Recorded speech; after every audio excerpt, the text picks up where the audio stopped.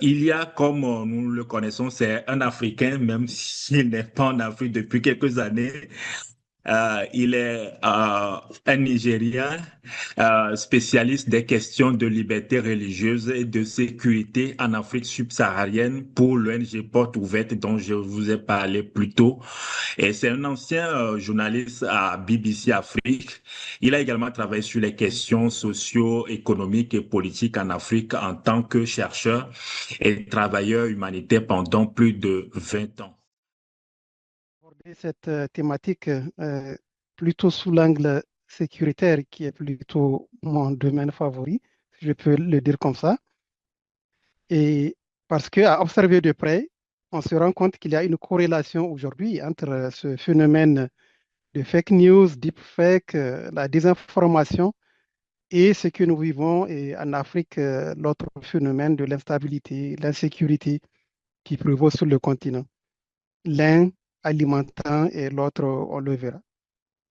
Deux constats s'imposent. D'abord, il y a un regain d'intérêt pour l'Afrique au point où le continent est devenu une nouvelle terre d'influence et de confrontation. Et on assiste aujourd'hui à une sorte de ruée sur l'Afrique et New Scramble for Africa, pour dire ça en anglais, ce qui n'est pas sans rappeler les conquêtes coloniales du passé, sauf qu'aujourd'hui, on assiste à une multitude d'acteurs, de nouveaux acteurs qui exercent une certaine influence sur le continent. Donc, cette lutte d'influence, l'autre constat se double d'une guerre informationnelle avec pour terrain de prédilection les médias traditionnels ou classiques, mais aussi et surtout, comme l'a dit Emmanuel, les nouveaux médias communément appelés les réseaux sociaux, pour toutes les raisons qu'il a évoquées. Le second constat qui se dégage, c'est le contexte politique, sociopolitique en Afrique. Cette nouvelle ruée sur l'Afrique se joue dans un contexte de fragilité marqué par une instrumentalisation des frustrations et la colère de quête d'une sorte de sauveur, un messie capable de résoudre tous les maux. Et euh, le recours, la recherche aussi d'un bouc émissaire. Et si on regarde un peu ce qui se passe en Afrique, surtout en Afrique francophone, ce bouc émissaire, généralement, il est tout trouvé. C'est la France, l'ancienne puissance coloniale, qui pille nos ressources, qui fait ceci, qui fait cela. On est malheureux parce que, bon, il prend tout, il ne nous donne rien. Donc, le bouc émissaire tout trouvé, mais aussi la quête d'un sauveur, un messie, une solution. Et devant l'échec de la gouvernance civile démocratique, les regards sont tournés vers un homme fort ou ces hommes forts, donc le sauveur Kaki, la solution Kaki, comme ultime exutoire ou solution. Et au-delà de ce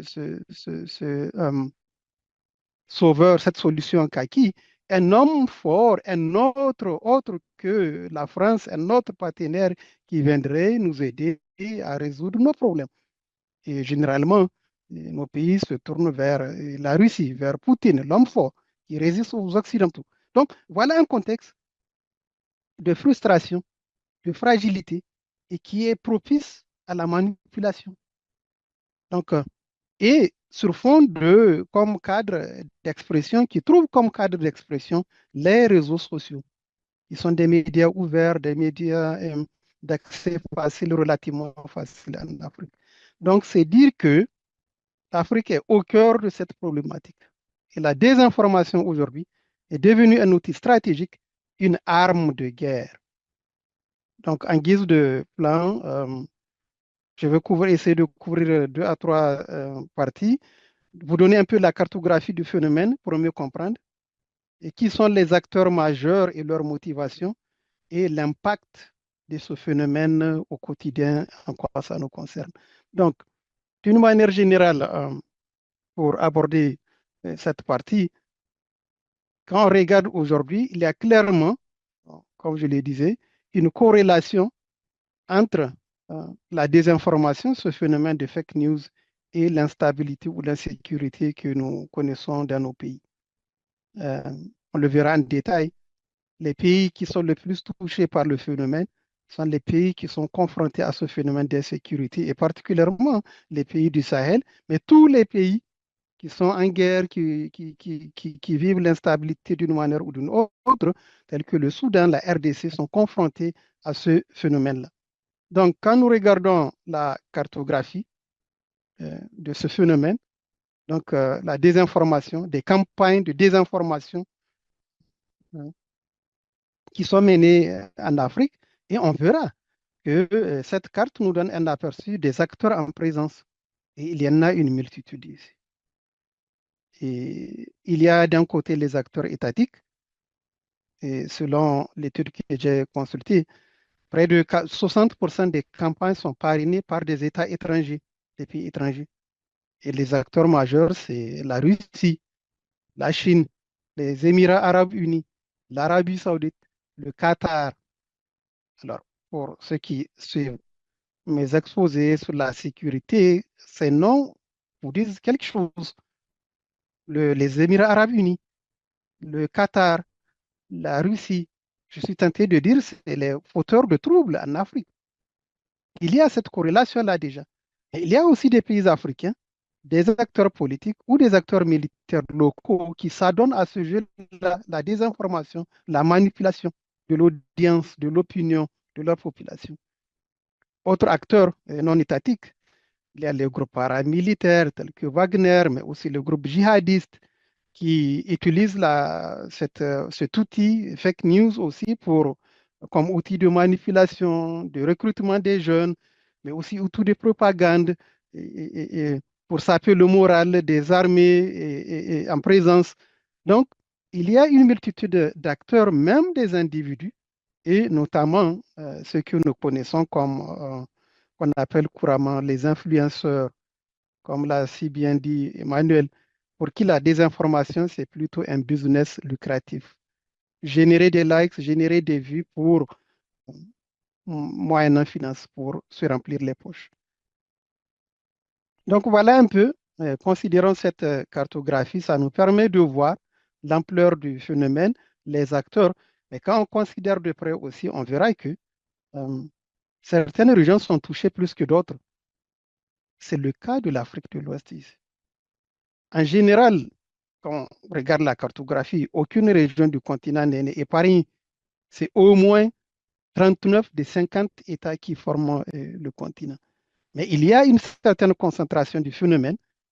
Et la moitié des pays victimes de cette désinformation, 20 sur les 39, ont été ciblés 3 fois plus que les autres.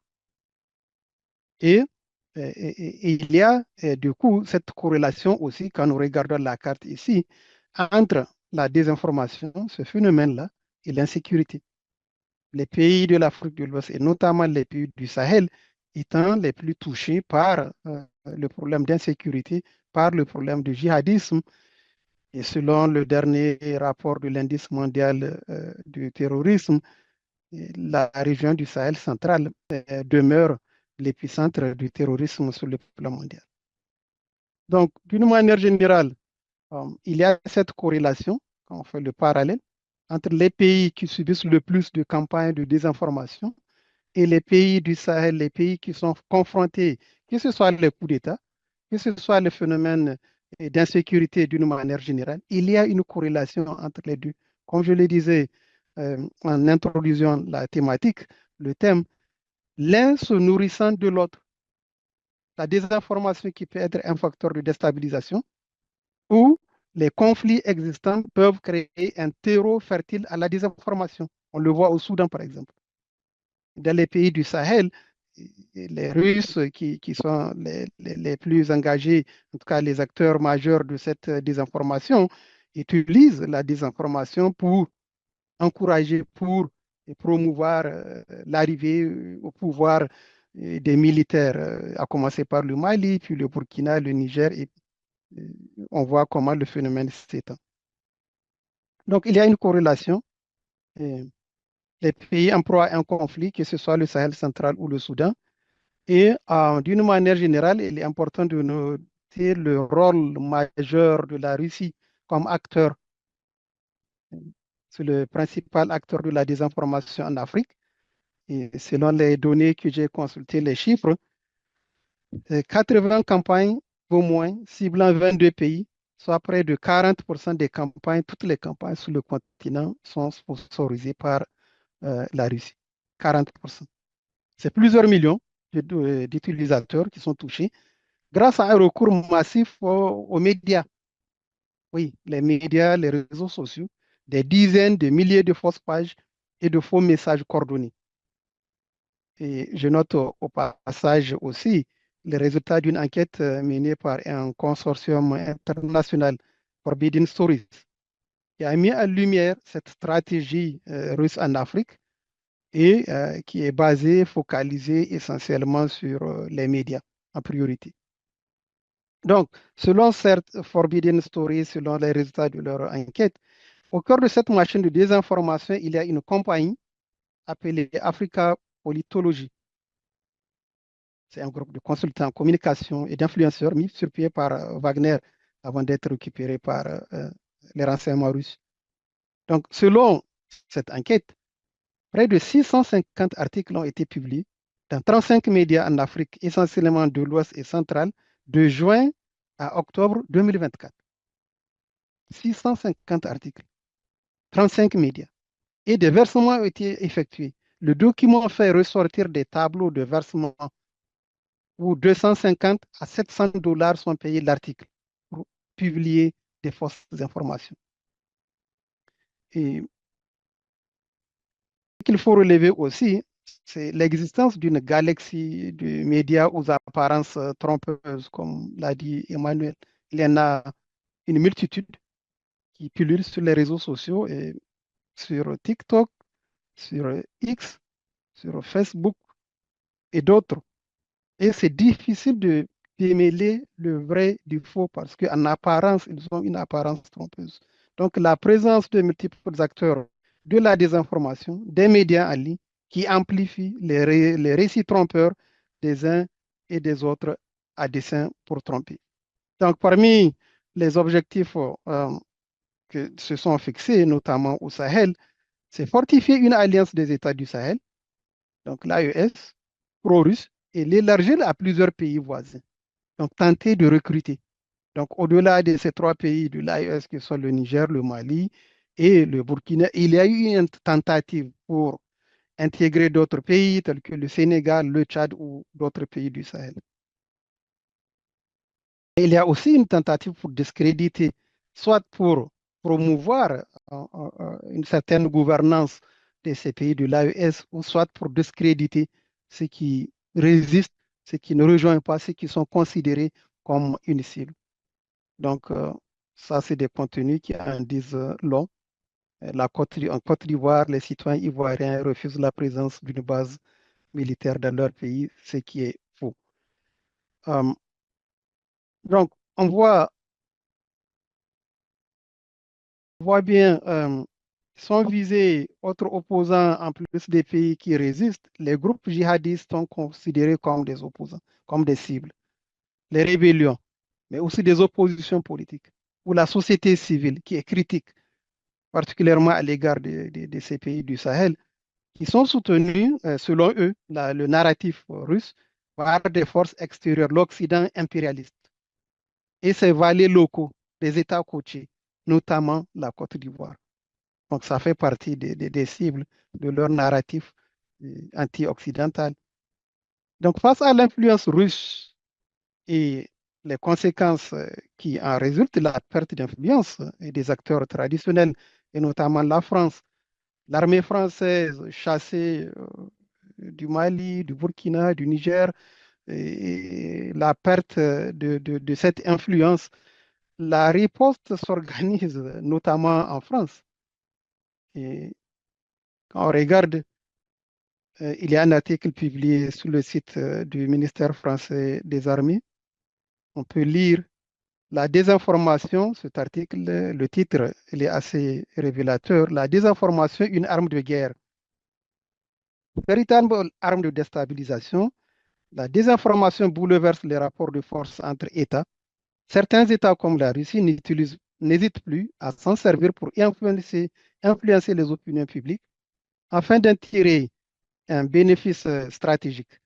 La France, à travers plusieurs entités, s'organise face à ces menaces d'un autre genre. Les choses sont claires, le ton est donné. C'est une menace d'un autre genre et la France se donne les moyens pour pouvoir répondre. Et bon, quand on regarde aussi, il y a donc d'un côté toute cette communication, cette propagande sponsorisée par les Russes pour soutenir les régimes militaires, les pays de l'AOS, pour discréditer l'Ukraine, pour discréditer les opposants. Et de l'autre côté, on voit qu'il y a une réponse aussi. En Afrique, on note l'existence d'un réseau de désinformation qui tente de déstabiliser ou discréditer les régimes de l'AES, le Mali, le Niger ou le Burkina. Et il y a un vaste écosystème de comptes inauthentiques qui sont sur Facebook, sur TikTok et sur d'autres réseaux sociaux.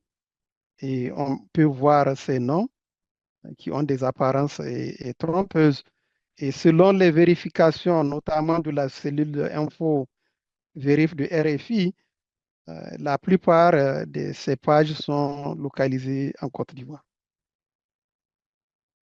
Donc, pour terminer, la désinformation est une arme de destruction massive, pour reprendre une expression bien connue. L'impact, l'ampleur du phénomène, il est énorme. Et la désinformation, elle apparaît comme une menace réelle, une arme. Elle attise les conflits. Exemple au Soudan, au Sahel. Elle encourage et valide des coups d'État militaires au Sahel et ailleurs.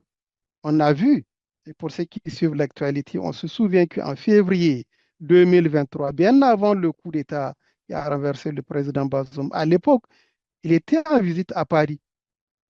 Mais des rumeurs, des vidéos fabriquées ont circulé sur les réseaux sociaux faisant état d'un coup d'État au Niger. Moi, j'ai été interpellé par des médias, par des gens qui cherchent à vérifier. J'ai dit non, mais il n'y a pas de coup d'État au Niger. Mais pourtant, l'information a circulé, c'est généré.